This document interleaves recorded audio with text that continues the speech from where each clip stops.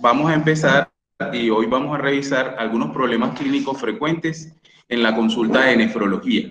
Entonces, vamos a resolver unos escenarios clínicos que son bastante frecuentes en la consulta de nefrología. El primer caso es el de una creatinina elevada, el segundo caso es de una hematuria, luego la proteinuria y algunos síndromes nefrológicos. Entonces, el caso clínico número 1 se trata de un hombre de 31 años, de afrodescendiente, es futbolista y que actualmente es residente de ortopedia. Consulta debido a que en un examen de chequeo anual le encontraron la creatinina en 1.4. Se la repitieron a los 2 meses, le dio 1.35, se la volvió a repetir 1.3 miligramos por decilitro la creatinina.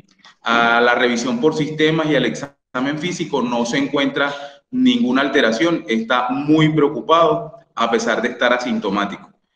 Como antecedentes familiares, hipertensión y diabetes y un tío que está en diálisis, tipo hemodiálisis 3 veces por semana. El examen físico sin nada que resaltar, como les comenté, con presión arterial normal y dentro de los paraclínicos, aparte de una tasa de filtración glomerular calculada por seca de EPI en múltiples ocasiones entre 70 y 77, no tiene ninguna otra alteración. La relación albuminuria-creatinuria es A1, tiene 5 miligramos por gramo, y la proteinuria en 24 horas que se la hicieron por solicitud del residente, 50 miligramos en 24 horas. La ecografía renal es normal y le hicieron PTH también, la cual dio 30 picogramos por decilitro. Entonces, la primera pregunta que nos planteamos es si este paciente tiene o no enfermedad renal crónica y cuál será la conducta. El segundo caso, y le voy a dar 3 casos consecutivos y luego resolvemos los 3, es otro paciente muy parecido, también es futbolista, pero este es residente de urgencias. De consulta porque en el chequeo le encontraron, al igual que el paciente anterior, una creatinina en 1.4 y el examen físico es prácticamente normal.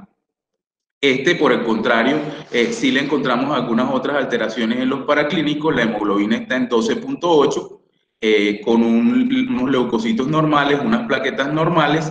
La creatinina, como les dije, fluctúa entre 1.3 y 1.4, con una tasa de filtración glomerular calculada de 77, un uroanálisis con unas proteínas de 100 miligramos por decilitro, electrolitos normales, incluyendo calcio y fósforo, una relación albuminuria-creatinuria en 170 miligramos por gramo y una proteinuria en 24 horas de 1.1 gramos.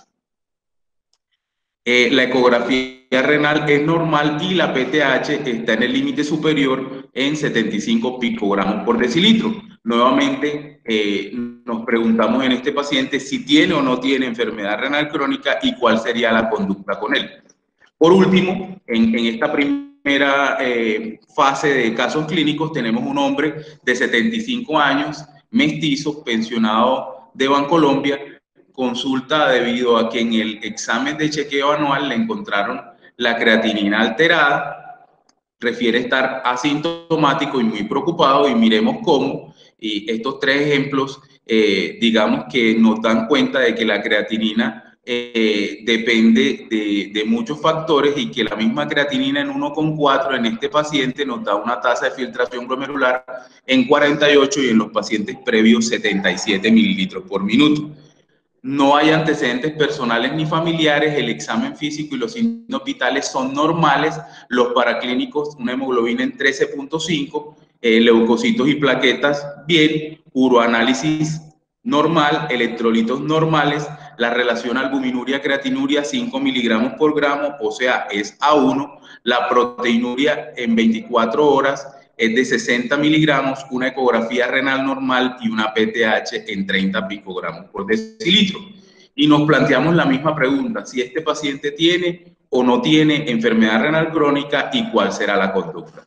Entonces, para resolver estos casos clínicos, pues vamos a ir a la literatura, vamos a repasar ciertos conceptos y resolveremos los mismos. Entonces, recordar que la enfermedad renal crónica implica alteraciones en la estructura o función del riñón presentes por más de 3 meses que tengan implicaciones para la salud. Y puede ser que el paciente tenga esos marcadores de daño renal y o tenga disminución de la tasa de filtración glomerular por debajo de 60. Esos marcadores de daño renal, ustedes saben que son la albuminuria, anormalidades en el sedimento urinario, anormalidades hidroelectrolíticas, anormalidades detectadas por histología, también detectadas por imágenes, o el simple hecho de ser trasplantado renal, aunque la creatinina y la tasa de filtración glomerular esté normal. Recordar que en cuanto a la albuminuria, se recomienda la relación albuminuria-creatinuria y se considera moderadamente incrementada por encima de 30 miligramos por gramo y severamente incrementada por encima de 300 miligramos por gramo. Y las anormalidades en el sedimento urinario que dan cuenta como la hematuria, la presencia de cilindros eritrocitarios, cilindros leucocitarios o otro tipo de células epiteliales en el sedimento. Esta es la clasificación para aproximarnos, menos de 30, más de 30 300 y más de 300, y sus equivalencias cuando se hace por relación proteinuria-creatinuria o en recolección de orina de 24 horas. En la actualidad se recomienda la medición conjunta en orina ocasional de la relación albuminuria-creatinuria. Les contaba que el solo hecho de tener una tasa de filtración glomerular nos categorizaba a estos pacientes o nos denominaba a estos pacientes con enfermedad renal crónica. Sin embargo, hace un poco más de un año salió una propuesta que está evaluando CADIGO y las diferentes sociedades para un llamado a hacer una definición adaptada a la edad. Y es así como los mayores de 75 años y incluso los mayores de 65 años, el aumento en la mortalidad cardiovascular y la progresión de la enfermedad renal crónica se da fundamentalmente por debajo de 45 mililitros por minuto, como pueden ver en esta diapositiva, en la línea roja y verde. Y por el contrario, los pacientes muy jóvenes, los que están entre 15 y 29 años, por debajo de 75 mililitros por minuto en la línea azul, se convierte o se aumenta la pendiente de riesgo cardiovascular y de progresión. Entonces no nos extrañemos que en el futuro tengamos que hacer cálculos y mediciones a través de nuestros dispositivos electrónicos y ellos nos dirán si la tasa de filtración glomerular está por debajo o por encima de lo que debemos denominar como enfermedad renal crónica. Recordar también que cuando nos enfrentamos a un paciente debemos hacer el cálculo de la tasa de filtración glomerular, el cálculo de o la medición de la albuminuria y tratar de establecer una etiología. Esta diapositiva, aunque es bien conocida por ustedes, no voy a hacer énfasis en ella. Saben que hay 6 grados porque el grado 3 se divide en 3A y 3B y 3 categorías de albuminuria y estas categorías de albuminuria se correlacionan con mortalidad y con progresión. Esta gráfica de calor es para ejemplificar lo mismo, estas tablas de albuminuria y los grados de enfermedad renal crónica o estadio se correlacionan con mortalidad por todas las causas, mortalidad cardiovascular, progresión de enfermedad renal crónica y llegada a diálisis. Entonces, las fórmulas que utilizamos para la estimación de la tasa de filtración glomerular, no voy a compararlas todas, pero la última que fue desarrollada en el año 2009 por los mismos creadores del MDRD, que es la CKD-EPI, es la que se recomienda en la actualidad para la clasificación de los pacientes con enfermedad renal crónica. Y en esta tablita vemos que ninguna fórmula es perfecta. La exactitud del CKD-EPI es del 69-70%, pero esta exactitud viene dada porque ninguna fórmula puede, digamos, corregir los errores que pueden derivarse de la medición sistemática de la creatinina. Sin embargo, llevamos 150 años basándonos o estimando la tasa de filtración glomerular o la depuración o el aclaramiento de creatinina con la creatinina sérica, porque es, digamos, una herramienta costo efectiva, pero debemos todos manejar cuáles son las limitaciones de la misma. La cistatina C es una proteína que se produce en todas las células nucleadas y tiene como ventajas que se afecta un poco menos. En un principio se pensaba que no se afectaba, pero se sabe que se afecta menos por edad, género, masa muscular y cambios dietarios.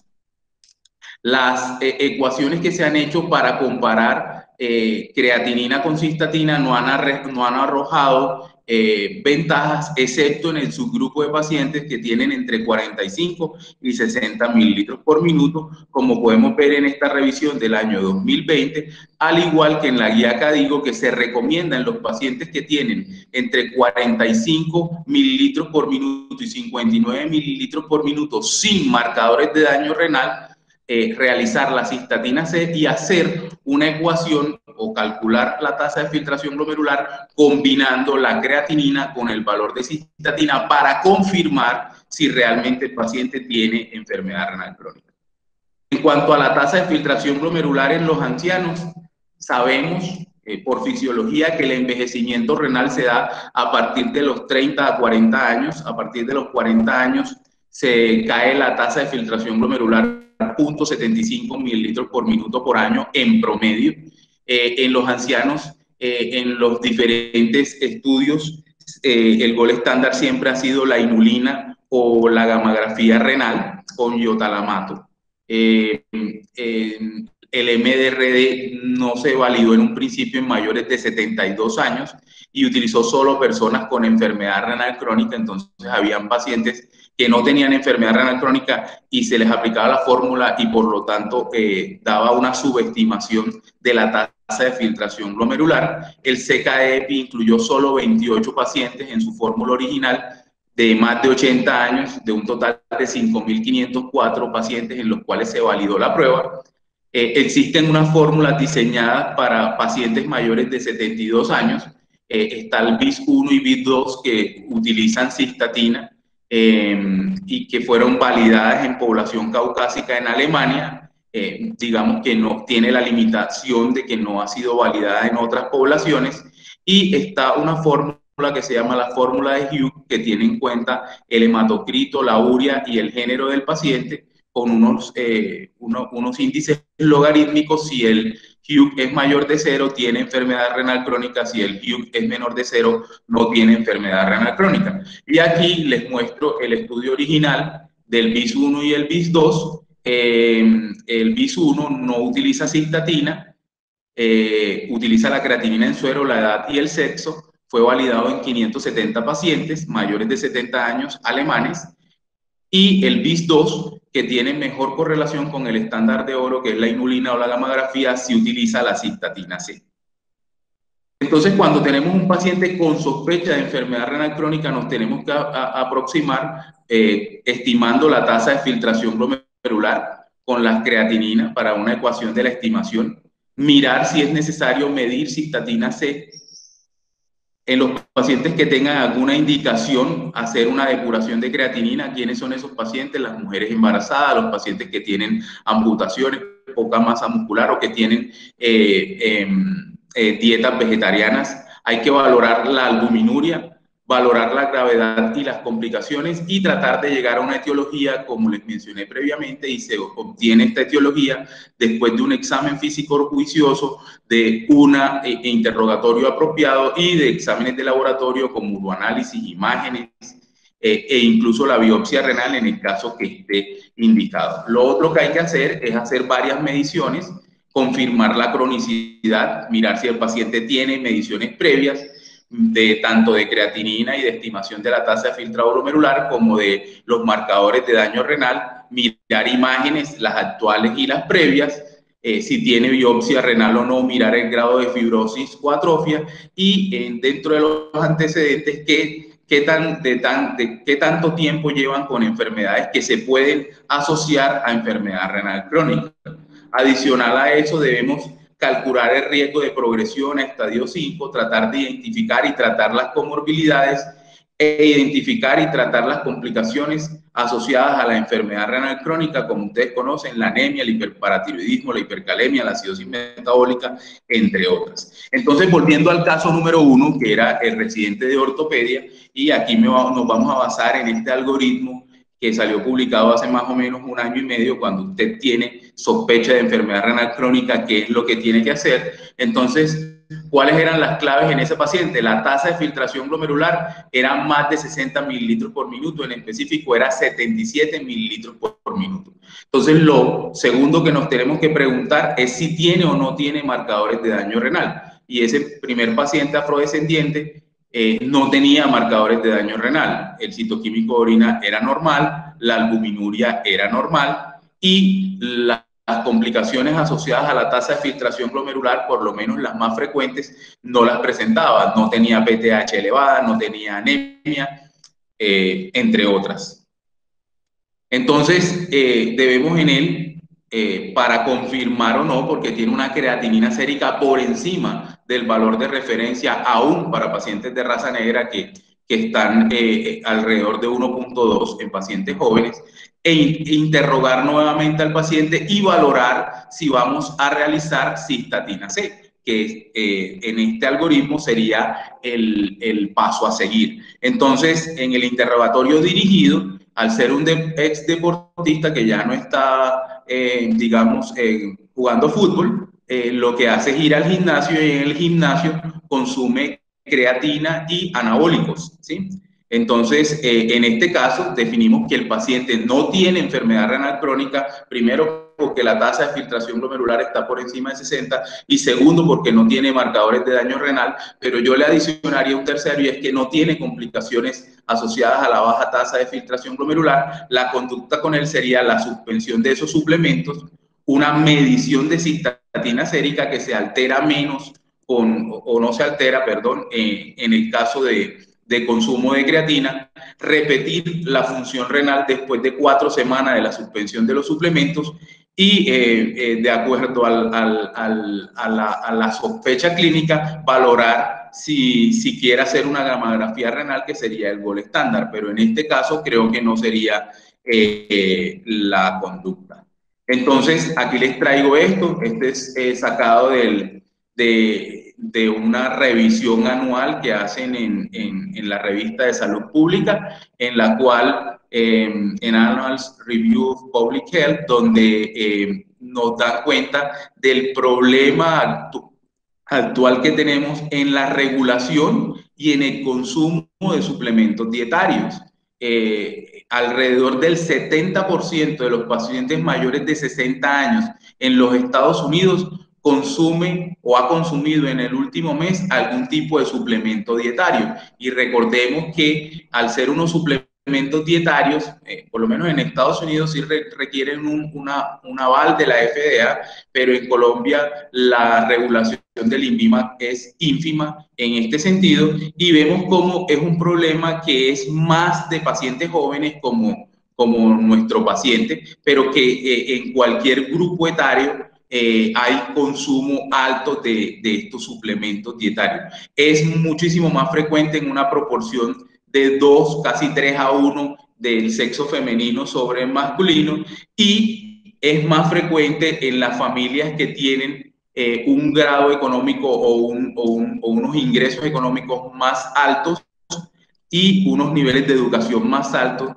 de manera llamativa son los que más toman o más consumen. ¿Y qué tipo de sustancias consumen? De todo, ¿sí?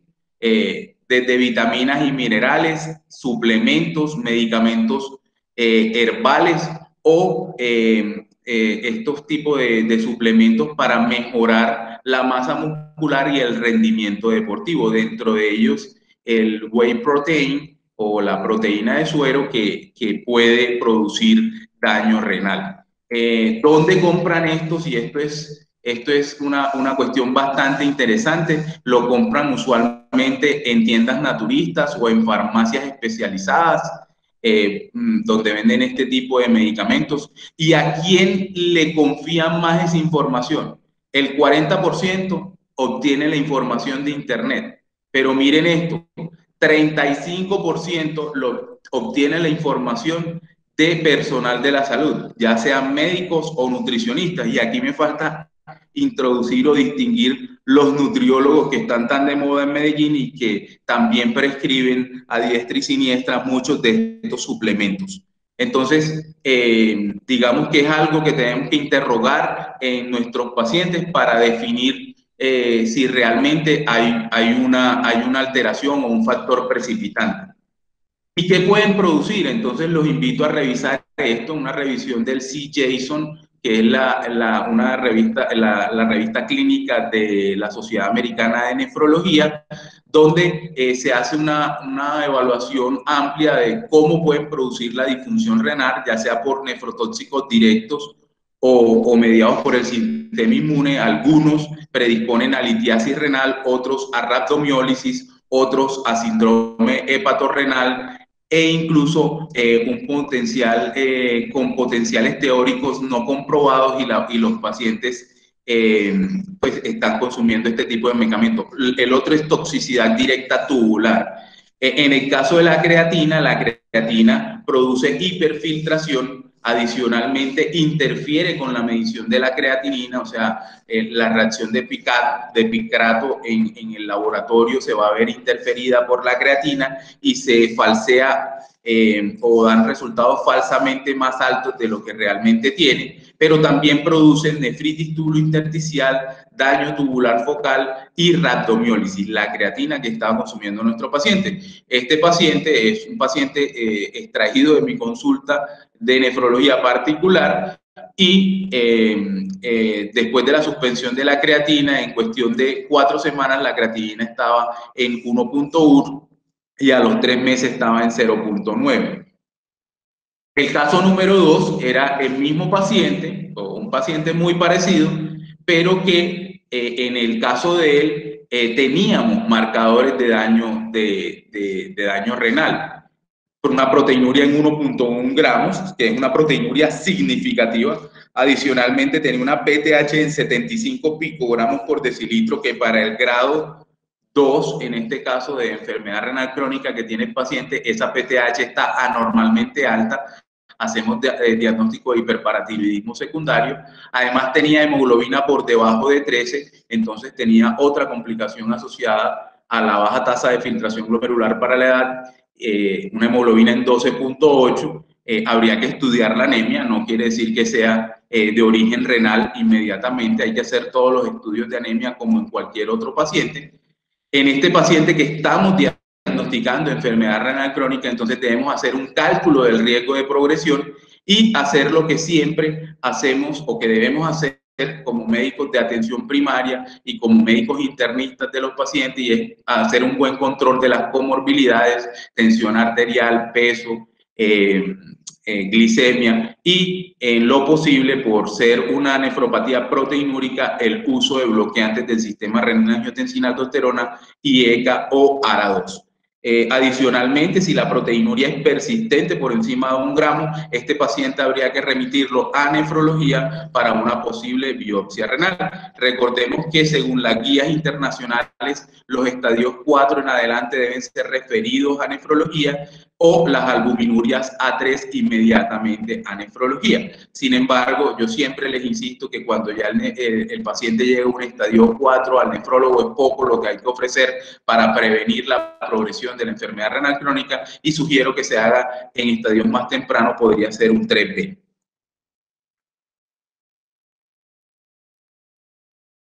Entonces, les he insistido que hay que hacer dentro de la evaluación del paciente con enfermedad renal crónica una ecuación de predicción de la progresión de la enfermedad renal crónica. Este es un artículo publicado hace algo más de un año, donde en JAMA, donde se trata de evaluar cuáles son los factores de riesgo de predicción de progresión, tanto en diabéticos como en no diabéticos, y en el desarrollo de una nueva fórmula de progresión.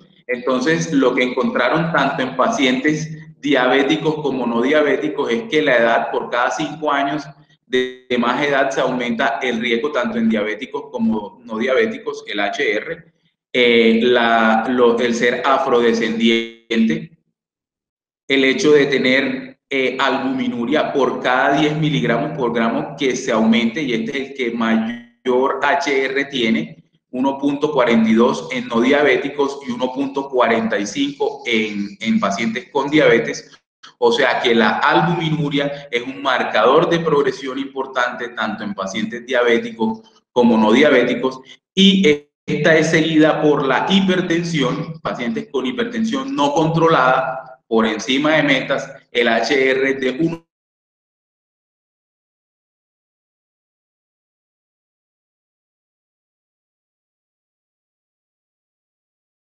no ha salido la calculadora aún, entonces debemos utilizar la que tenemos disponible, que en este caso es la KFR, CAFRE, la escala de riesgo, donde nos pregunta, hay una de 4 variables y otra de más variables, nos pregunta la edad, el sexo, el tipo de procedencia, de qué región procede, la tasa de filtración glomerular y la albuminuria.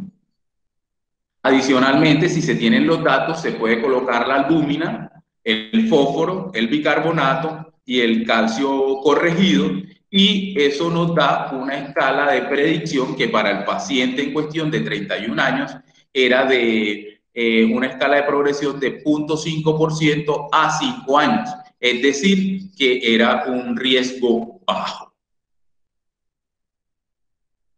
Estas son las metas, o sea, debemos tratar de mantener la presión en 130-80, los valores de calcio normal, la PTH por debajo de 110 en los pacientes con estadio 4.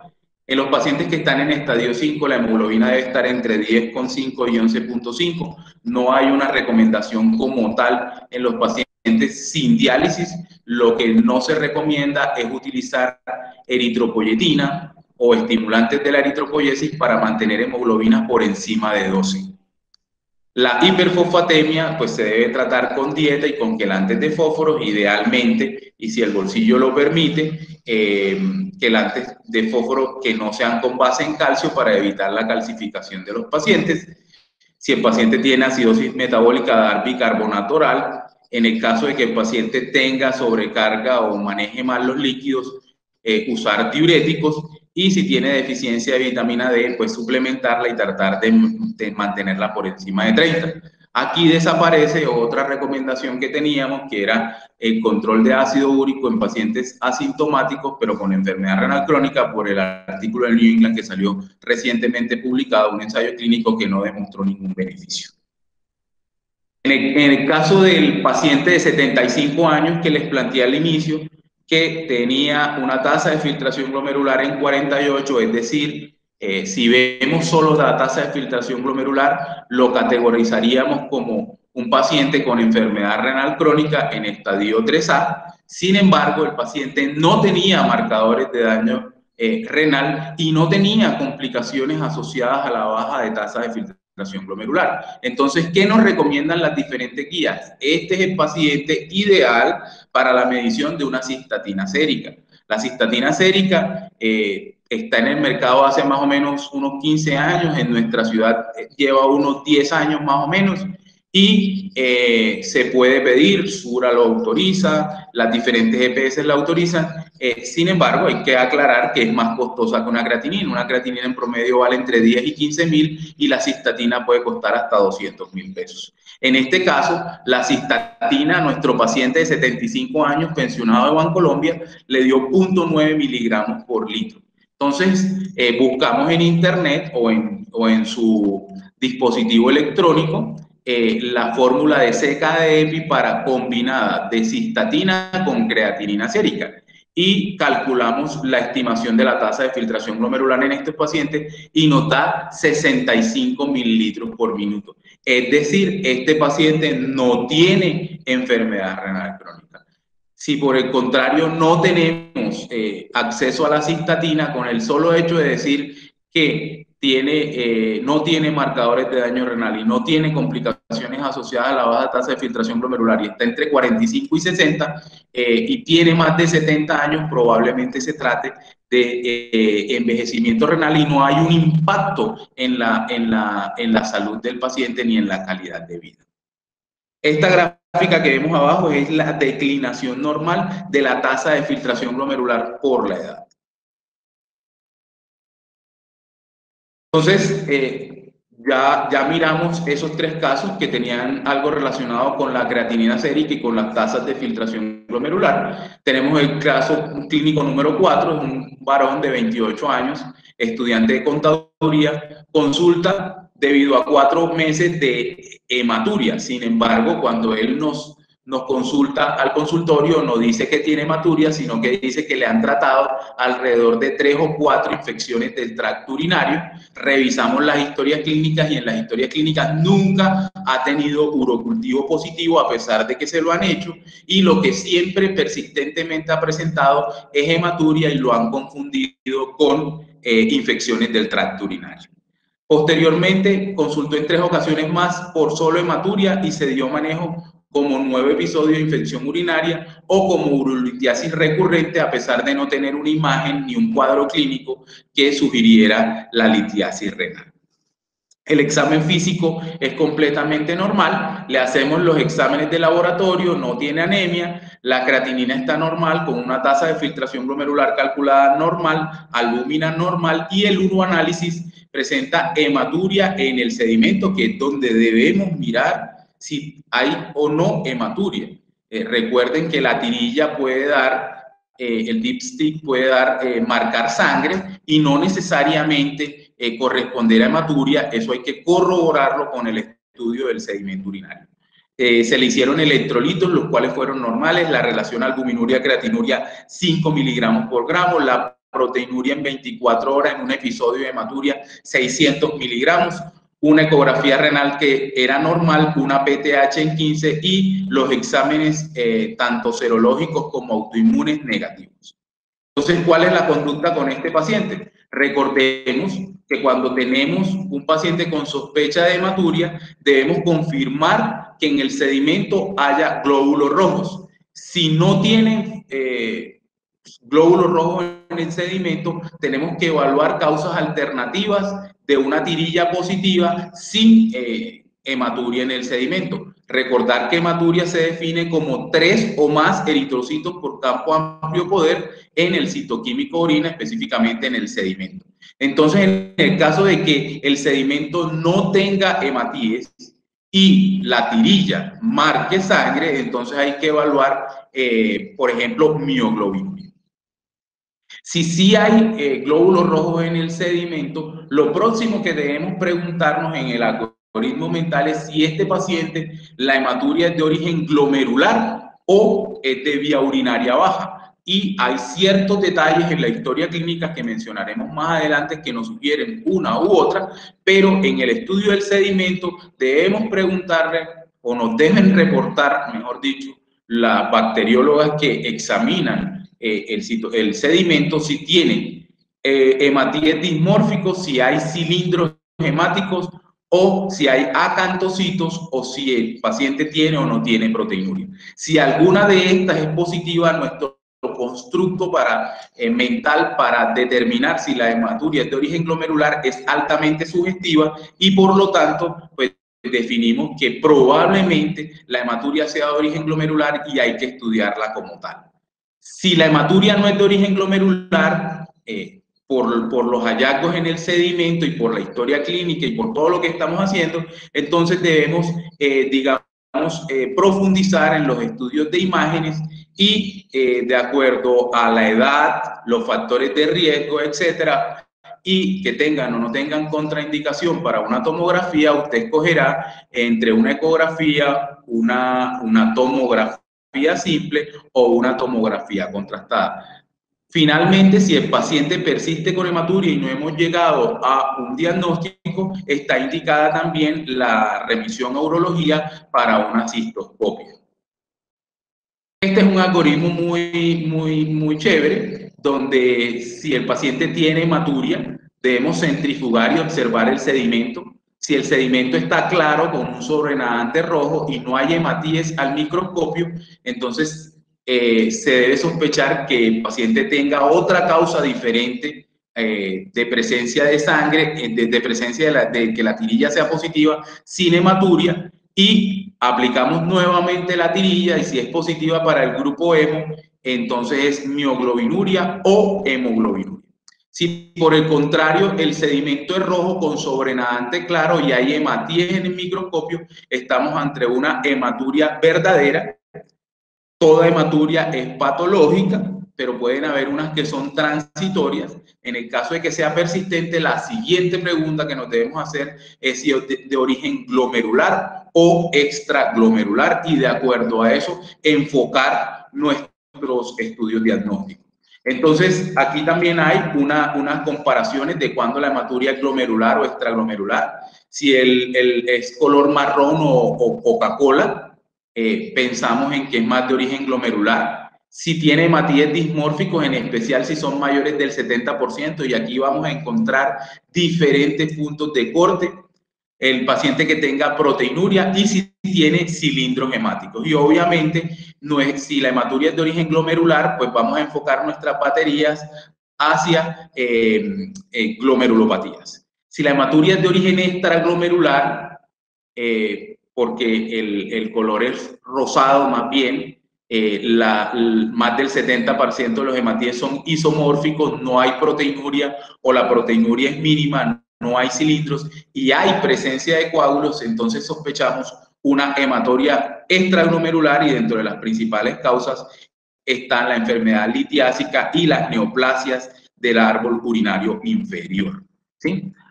Dentro de las glomerulopatías, entonces está la nefropatía por IgA en cuanto a la hematuria monosintomática como la causa más frecuente, seguida de la enfermedad de membrana basal delgada y el síndrome de Al, porque también pueden dar hematuria monosintomática. Estos son otras características clínicas que nos pueden orientar sobre cuál es la posible etiología. Aquí les señalo, por ejemplo, que si se da la hematuria en un episodio concomitante de una infección respiratoria superior, pues sospechar una nefropatía por IgA, y si se da 1 o 2 semanas después de un episodio infeccioso, pues sospechar una glomerulonefritis postinfecciosa. Recordar que la razón por la cual las hematurias glomerulares no dan coágulos generalmente es porque la uroquinasa filtrada evita que eso se presente, y el uranálisis y el estudio del sedimento tiene un buen rendimiento en la sensibilidad para detectar hematuриas. ¿Qué buscamos en el uroanálisis? Ya se los he mencionado, cilindros eritrocitarios. Con un cilindro o más hay una alta probabilidad, o casi que hay una certeza muy grande, y si se asocia a proteinuria todavía más, de que la hematuria es de origen glomerular. No tenerlos no descarta que sea de origen glomerular. En cuanto a los hematíes dismórficos, miren cómo Comprehensive y el Up to Date dicen más del 40%, en la revisión anterior decían más del 70%, y ahí lo que cambia es el valor predictivo positivo de este hallazgo. Y el porcentaje de acantocitos también sucede algo muy parecido, pero en la mayoría de textos hablan de más del 5%. Recuerden que los acantocitos tienen forma de un anillo. Entonces, la siguiente pregunta, y lo que siempre me preguntan, es ¿qué imágenes va a hacer? Entonces, ¿qué te dice la literatura? La literatura te dice que si la mujer, si es una paciente en embarazo, o que ha estado expuesta a radiaciones previamente múltiples o tiene una contraindicación para una tomografía, hacer el ultrasonido. De lo contrario, en las diferentes guías, y enseguida les comentaré que esto es controversial, te recomiendan iniciar con un TAC. Y ya, dependiendo si el paciente, vamos a estudiar la parte inferior, entonces, o el árbol urinario inferior, y dependiendo de la edad, pues miraremos si iniciamos con cistoscopia o iniciamos con tomografía. Entonces, para las imágenes de hematuria macroscópica, siempre se empieza con el UroTAC y remisión a urología para cistoscopia, y cuando es microscópica, empezamos pues con la imagen renal de preferencia. En el caso mío es el ultrasonido, por cuestión de costo-efectividad que les demostraré posteriormente, y de acuerdo a eso, pues seguir con otras imágenes más específicas, llegando a hacer la última, la urotomografía excretora por tomografía. como les mencionaba, es esto bastante controversial sobre cuál es la primera imagen a determinar. Este estudio salió en el año 2017, donde evalúan la costo-efectividad de la evaluación de los diferentes algoritmos diagnósticos urológicos y nefrológicos en el estudio de la hematuria microscópica asintomática, y encontraron que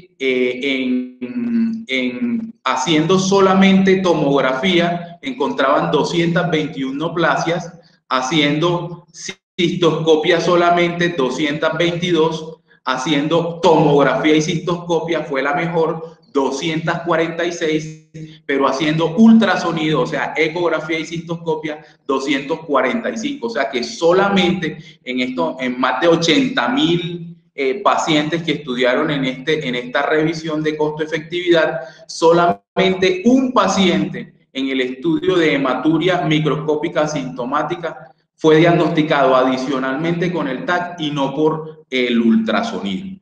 Y los costos casi que fueron 4 veces mayores por paciente.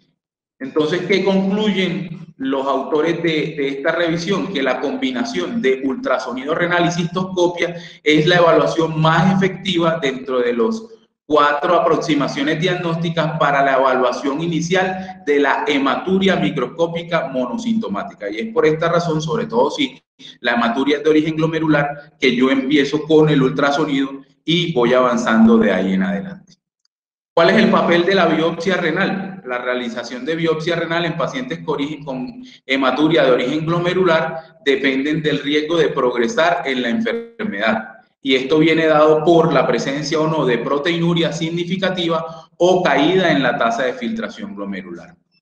No está indicada en pacientes sin alteración de la función renal, proteinuria, hipertensión ni síntomas sistémicos, porque no cambia el manejo de los pacientes. Entonces, regresando a nuestro paciente, un paciente joven que ha tenido varios episodios de hematuria, pero que la proteinuria que tiene aún no está en un rango significativo, le debemos hacer un estudio de imagen, inicialmente ultrasonidos, y con esto no tenemos un diagnóstico, podemos avanzar en los estudios imagenológicos, pero se trata de una hematuria glomerular en la cual lo más probable es que se trate de una nefropatía por IgA o una enfermedad de membrana basal delgada, y en el momento no tiene indicación de biopsia renal. ¿Ya? El caso número 5 se trata de una mujer de 55 años que es ingeniera y consulta por un cuadro de un mes de orina espumosa y fatiga sin otros síntomas. Refiere consumo reciente de AINES hasta hace 5 días por una lumbalgia. El examen físico es normal. Los paraclínicos son estos que aquí lo que señalo. Tiene función renal normal, tiene una proteinuria de 3 cruces, tiene una hematuria microscópica.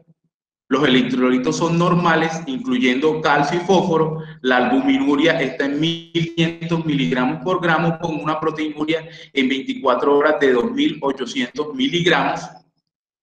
La ecografía renal es normal, la PTH es normal, y la albúmina sérica pues nos da cuenta de que la paciente lleva más de 4 a 6 semanas perdiendo proteínas por la orina, probablemente albúmina. Complemento normal, ANAS negativos, factor reumatoideo normal, serológicas e infecciones negativas. ¿Cuál es la conducta con esta paciente? Entonces, antes de entrar a la conducta, recordemos que las glomerulopatías son un grupo heterogéneo de enfermedades que afectan la anatomía y o la función del riñón, y que esas glomerulopatías pueden ser secundarias a enfermedades sistémicas que pueden ser puede ser por enfermedades sistémicas, por enfermedades primarias en el riñón, por enfermedades congénitas o por nefropatías agudas, y pueden estar limitadas al riñón o ser secundarias, adquiridas o crónicas. Entonces, esta imagen se las traigo porque de acuerdo a donde se encuentre la alteración en el glomérulo, así va a ser la manifestación usualmente. Si el depósito es en el mesangio, usualmente se va a caracterizar el paciente por grados variables de hematuria y episodios intercurrentes. Si se da en la membrana basal, entonces puede ser ser hematuria, si se da en la parte delgada, si se da en la gruesa, hematuria con proteinuria. Si se da cerca a los pocitos, el fenómeno fundamental va a ser la proteinuria. Y si se da en las interdigitaciones, con toda seguridad, como en la membranosa, va a ser síndrome nefrótico. Hay que hacer una buena historia clínica y un buen examen físico, no descuidar, digamos, el examen dermatológico y de los anexos. La mayor parte de los pacientes están asintomáticos, pero pueden consultar por un síndrome constitucional y eso hay que interrogarlo, o por síntomas respiratorios. Hay que mirar los antecedentes personales y esto nos puede orientar. Si el paciente es obeso, puede tener una glomerulopatía secundaria, una hiperfiltración y una glomerulosclerosis focal y segmentaria. Si el paciente es diabético, si tiene una enfermedad autoinmune, si tiene una neoplasia, que se puede correlacionar con una glomerulonefritis membranosa, si tiene una enfermedad hematológica que puede dar enfermedad de cambios mínimos o una membranoproliferativa, y si tiene o no un mieloma múltiple que puede correlacionarse con una membranoproliferativa. O cualquier otra gamapatía monoclonal, no necesariamente un mieloma múltiple, también puede dar un tipo de glomerulopatía.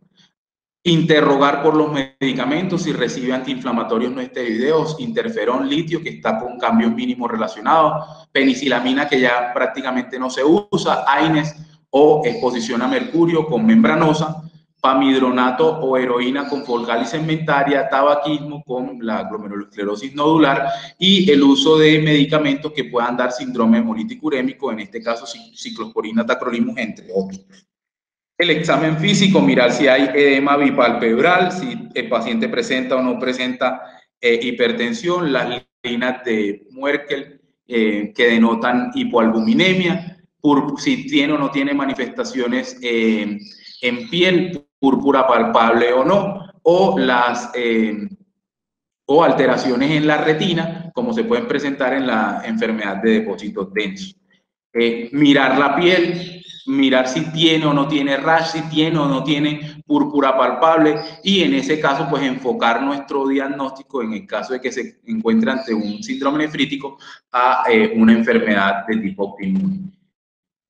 Cuando nos enfrentamos a un paciente con alteraciones en el sedimento, debemos clasificarlo en algunos de los síndromes nefrológicos para la aproximación diagnóstica, ya sea nefrótico o nefrítico, si tiene una glomerulonefritis rápidamente progresiva, que sale de esta conversación, porque estamos hablando de nefrología ambulatoria, hematuria asintomática y proteinuria asintomática, ya de alguna de ellas hemos hablado. ¿Cuáles son los laboratorios? Esta es una pregunta súper frecuente que debemos mirar. Primero, estudiar si tiene o no tiene causas sistémicas de acuerdo al enfoque que hagamos con la historia clínica y a la revisión por sistemas. Mirar si es diabético o no, pedir una hemoglobina glicosinada en una glicemia. El complemento, sobre todo en casos de glomerulonefritis, es súper importante.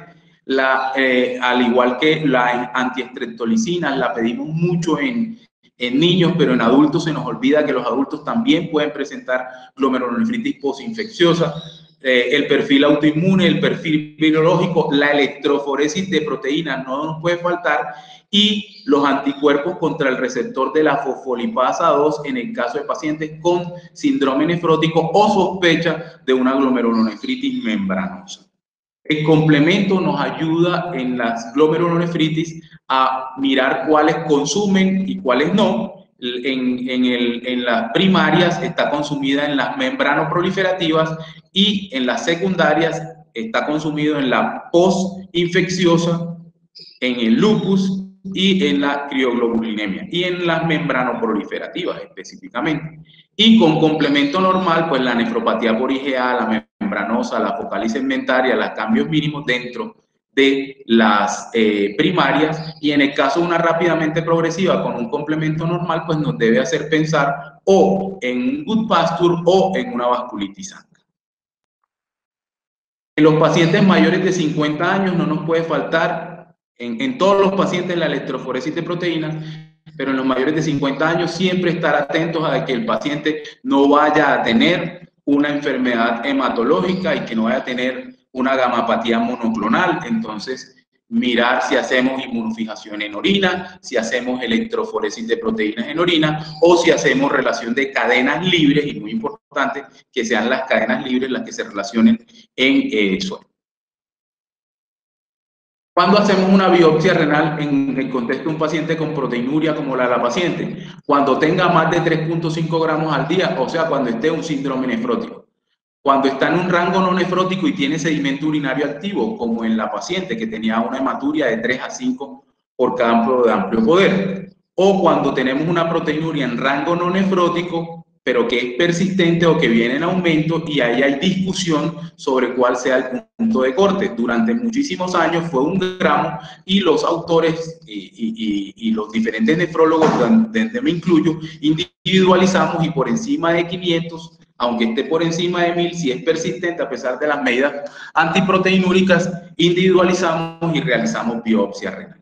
Por debajo de 500 miligramos día no se recomienda realizar biopsia renal. Entonces, ¿qué le hicimos a la paciente? Le hicimos toda la batería de exámenes, incluyendo los anticuerpos contra la fosfolipasa A2, y esta salió positiva.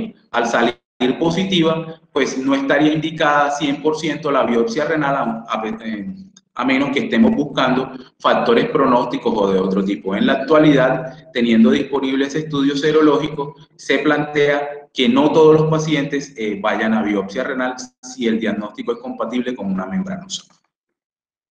Por último, quise traer algo, porque estamos hablando de biopsia renal, sobre cuándo hacer biopsia renal en pacientes con nefropatía diabética. Recordar que la historia natural en la diabetes siempre nos hablaba de hiperfiltración, luego albuminuria, luego proteinuria manifiesta y luego caída de la tasa de filtración glomerular y llegada a diálisis.